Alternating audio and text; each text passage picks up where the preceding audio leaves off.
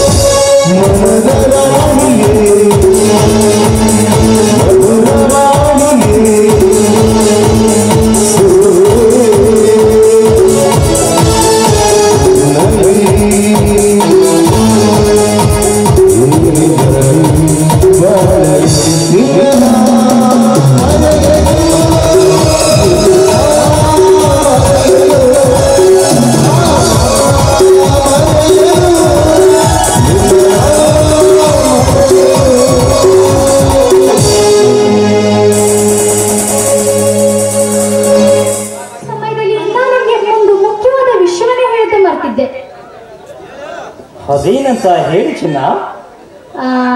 ಬಾವ, ನಾನೀಗ come on tell me darling. ಅದು ವಿಷಯ ಏನಂದ್ರೆ, ನಾನೀಗ 3 ತಿಂಗಳು ಗರ್ಭಿಣಿ ಬಾವ. ಆದಷ್ಟು ಬೇಗ ನನ್ನ ಕೊರಳಿಗೆ ತಾಳಿ ಕಟ್ಟಿ ಮದುವೆ ಮಾಡ್ತೀನಿ.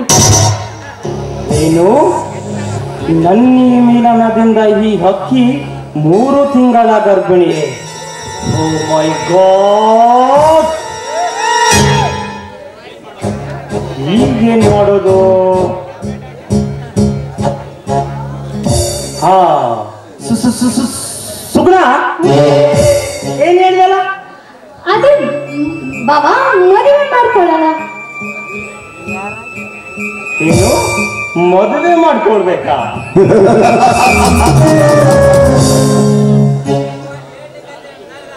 ಯಾರ ಮದುವೆ, ಯಾವ ಮದುವೆ? ಇದು ಒಳ್ಳೆ ಜೋಕ್ ಆಯ್ತಲ್ಲ.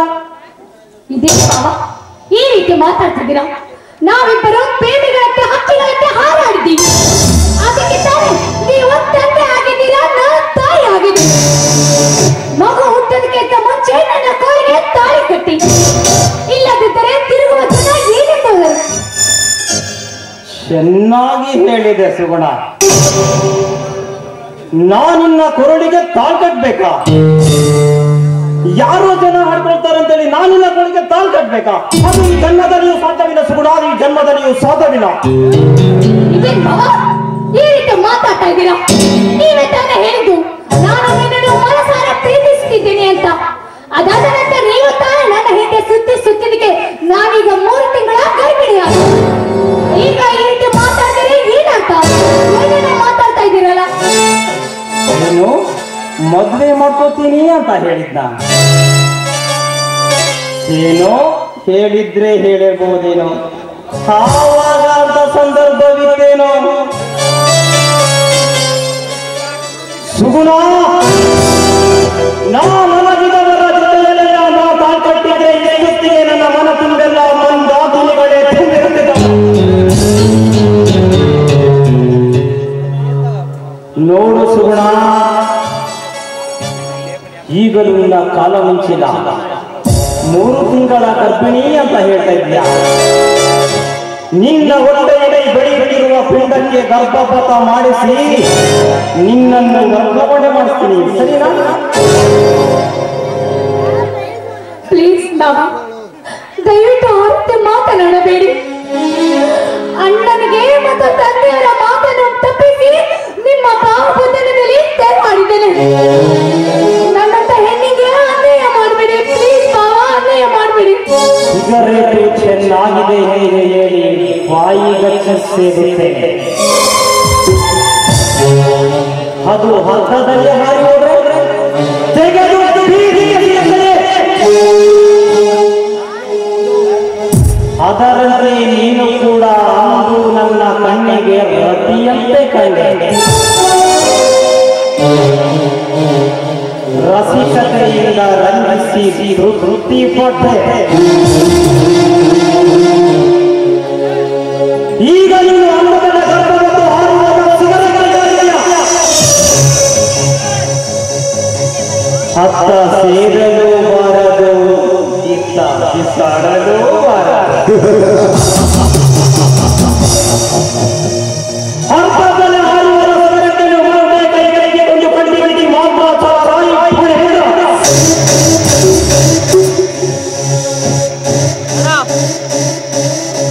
ಬಾಬಾ, ದಯವಿಟ್ಟು ಆ ಮಾತನ್ನು ಮಾತ್ರ ಹೇಳಬೇಡಿ. ಯಾಕಂದ್ರೆ ನಿಮ್ಮ ಮುತ್ತಿನಲ್ಲೇ ಮೈ ಮರೆತಿದ್ದೇನೆ. ನಿಮ್ಮ ರಾಣಿಯಂತೆ ಮನೆಯಾಗಬೇಕಿದ್ದ ಸಾವಿರಾರು ಕನಸನ್ನು ಕಟ್ಟಿದ್ದೇನೆ. ಇಂಥ ಪರಿಸ್ಥಿತಿಯಲ್ಲಿ ನನ್ನ ಕೈ ಬಿಟ್ಟರೆ ನನ್ನನ್ನು ಯಾರು ಕೂಡ ಭರಿಸುವುದಿಲ್ಲ. ಹಳಬೇಡ ಸಗುಣ, ಹಕ್ಕರೆ ಕಣ್ಣೀರಿಸು ಈ ನೋವಿನ ಕಚೀಬೇಕು. ಈ ಹಳವನ್ನು ತೆಗೆದುಕೊಂಡು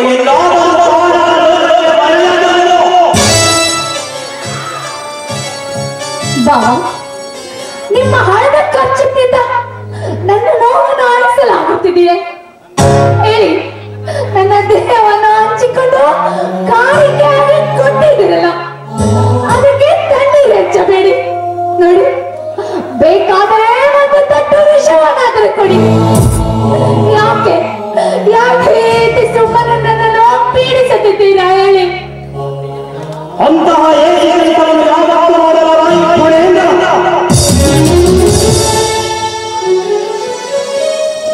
ನಿನ್ನ ಹೊಟ್ಟೆಯಲ್ಲಿ ಬೆಳೆದಿರುವ ಪಿಂಡಕ್ಕೆ ತಂದೆ ನಾನೆಂದು ಗೊತ್ತಾದರೆ ನನ್ನ ಮರ್ಯಾದೆ ಮಣ್ಣು ಪಾಲಾಗುತ್ತದೆ. ಈ ಸಮಾಜದಲ್ಲಿ ನನಗಿರುವ ಘನತೆ ಗೌರವಗಳೇನೋ ನಿನಗಿರುವ ಘನತೆ ಗೌರವಗಳೇನೋ. ನಿನ್ನ ಮೊದಲು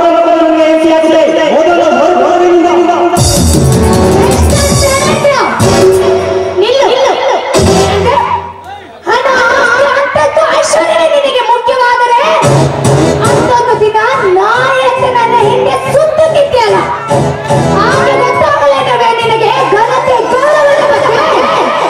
ಏ ಪಾಪಿ, ಬಾಳನೆ ಹಾಳು ಮಾಡಿ ಈಗ ಮಹತ್ವವಾದ ಕಾರ್ಯ ಇದೆ ಎಂದು ಹೊಟ್ಟಿದ್ಯಾ? ನಿನ್ನ ಪಾಲಿಗೆ ನಾನು ಎಮ್ಮಾರೆ. ನಾನಿನ್ನ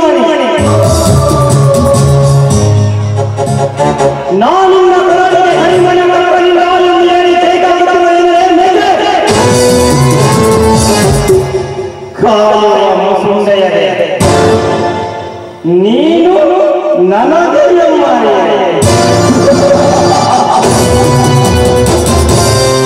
ಲೇ ಬಣ್ಣದ ಬೆಳಗಿನ ಹೆಣ್ಣೆ, ಎಮ್ಮಾರಿ ಆಗುವುದಿರಲಿ. ಕಮ್ಮಾರನ ಕುರಿಮೆಯಲ್ಲಿ ಎಂಬ ಬಾಧಿಸಿದ ಕಪ್ಪಿನ ತುಂಡನ್ನಾಗಿದೆ ಇಲ್ಲಿ ಎಮ್ಮಾರು. ಈ ನಿನ್ನ ಬಂಧತನದ ಮಂಡುತನವನ್ನು ನೋಡಿ ನನಗೆ ನಗು ಬರುತ್ತದೆ.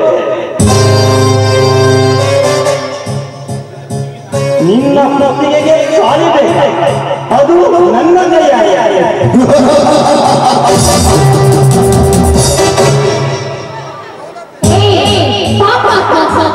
ನಿನ್ನಂತವನು ಬಕ್ಕಿ ಪಡೆಯಲು ನಾನೊಬ್ಬಳು ಒಂದೇ ಸಾಕು ಕಣೋ. 8 ಮುಂದೆ ಯಾಕೆ ಬೇಕು?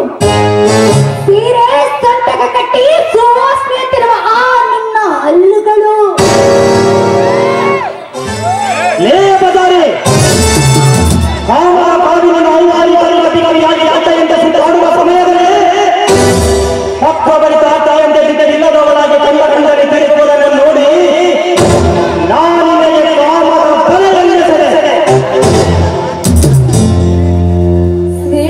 ಇದಕ್ಕಿಂತಲೂ ನನಗೆ ಮಹತ್ತರವಾದ ಸೇಡೆ. ಸೇಡೆ? ಯಾವುದು ಆ ಸೇಡೆ? ನನ್ನ ಹಾಳ ಬಾಳನ್ನ ಹಾಳು ಮಾಡಿದ್ದೆ. ಹೇಳು, ಯಾವ ಸೇಡದು?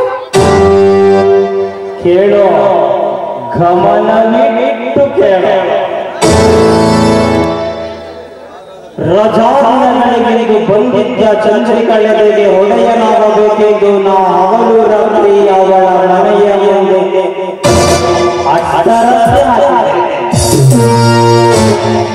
ಅದಲ್ಲ ನನ್ನ ಆಟ ಬಂದು ಆಕೆಯನ್ನು ಅನುಸರಿಸ ಕುಕ್ಕಿತಿಂದ ಇದರಿಂದ ರಸಿಕೆಯು ನಾನು ನಿನಗೆ ತಿಳಿದುಕೊಳ್ಳಲು ಎಂಬ ಬಹುಮಾನವನ್ನು ಬಂದೆ.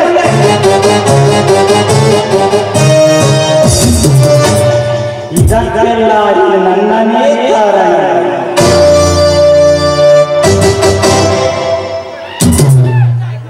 ಅಣ್ಣ, ಯೌವನ ಸ್ತ್ರೀಯಲ್ಲಿ ಅರಿಯದೆ ತಂದೆಗೆ ಮೋಸ ಮಾಡಿ ತಂಗಿಯ ಬಗ್ಗೆ ಚಿಂತೆ ಮಾಡದೆ ಆ ಚಂದ್ರಿಗಳ ದೇಹವನ್ನು ಬೆಳೆಸಿದ್ಯಾ? ನೋಡು, ಅವಳಿಗೆ ಮಾಡಿದ ಮೋಸಕ್ಕೆ ಇಂದು ನಿನ್ನ ತಂಗಿ ಬಲಿಯಾಗಿದ್ದಾಳೆ. ನೋಡು ಪ್ರಣೇಂದ್ರ, ಅಣ್ಣ ಅರಿಯದೆ ತಪ್ಪು ಮಾಡಿದ್ದಾರೆ. ಅವರನ್ನು ಕ್ಷಮಿಸಿ ಬಿಡಿ. ಇನ್ನು ಕಾಲ ಮಿಚ್ಚಿಲ್ಲ. ನಾನು ನಿಮ್ಮ ತಾಳತೆಕೆಯಲ್ಲಿ ಬಂದು ಬೀಳುತ್ತೇನೆ.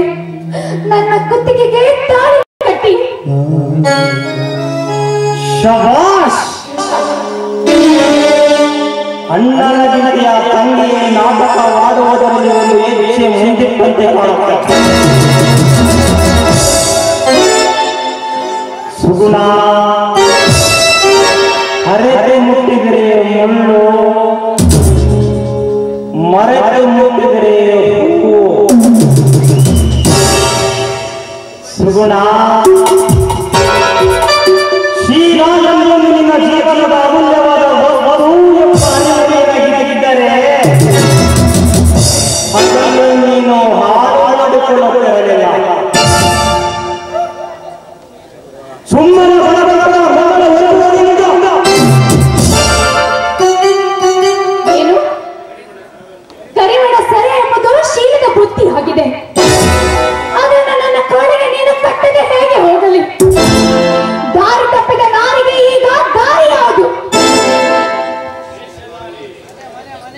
ಹೀಗೆ ನಿನ್ನ ಬೇಷೆಯಾದ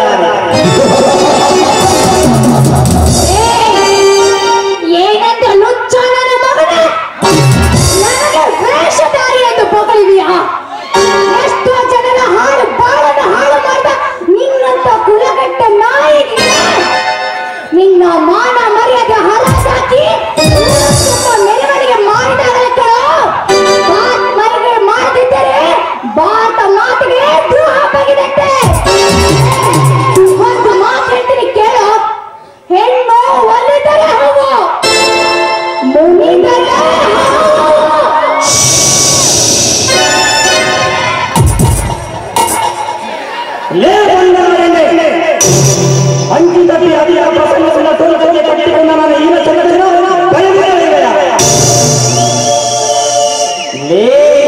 ಹಲ್ಲು ತೂಗಿಸಿಕೊಂಡ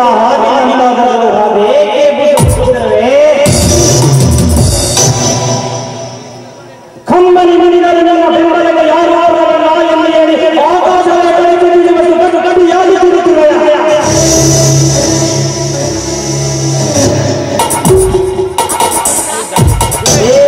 ಮಂದಮತಿ ಈಗಿನ ಗತಿ ಕಂಡು ನನಗೆ ನೀವಾಗೂ ಬರುತ್ತೆ.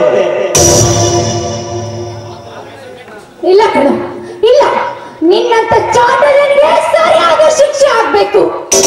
ನಿನ್ನಂತ ನಾನು ಜೀವಂತ ಸುಟ್ಟರು ಸರಿ, ಪಿತ್ತ ನೆತ್ತಿಗೆ ಹಿಡಿಯೋದು. ನೀಗೆ ಎಷ್ಟು ಕಲಿಸಲು ಬರುತ್ತಿರುವೆಯ? ಈ ಹಕ್ಕಿಗೆ ತನ್ನ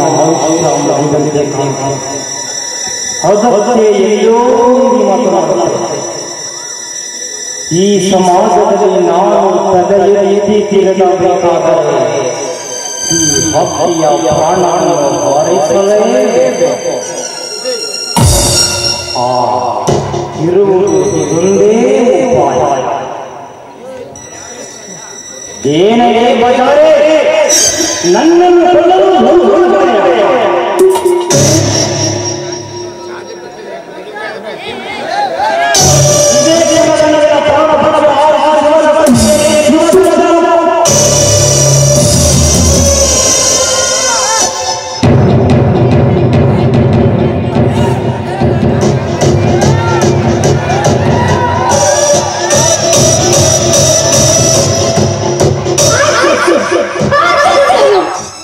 ನಾನು ಬದುಕಿದ್ದು ಏನು ಪ್ರಯೋಜನ?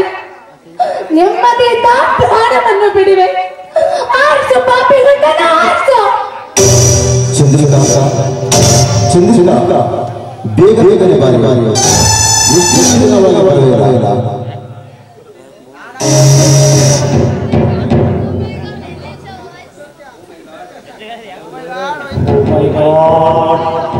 ಇಲ್ಲಿ ಅವಿನಾಶನ ಆವೇಶದಿಂದ ಯುವಕರನ್ನಾದರೂ ಕೊಲೆ ಮಾಡಲು ಪ್ರಯತ್ನ ಪಡಬಾರದೆ. ಆ ಶಿಷ್ಯವನ್ನು ಕೇಳಿ ಓಡೋಡಿ ಬರುವರು. ಯಾರು ಇಲ್ಲದ ಸಮಯದಲ್ಲಿ ನನ್ನನ್ನು ಮಾತುಕತೆ ಬೇಟೆಯಾಡಿ ಪ್ರಾಣ ರಕ್ಷೆಯನ್ನು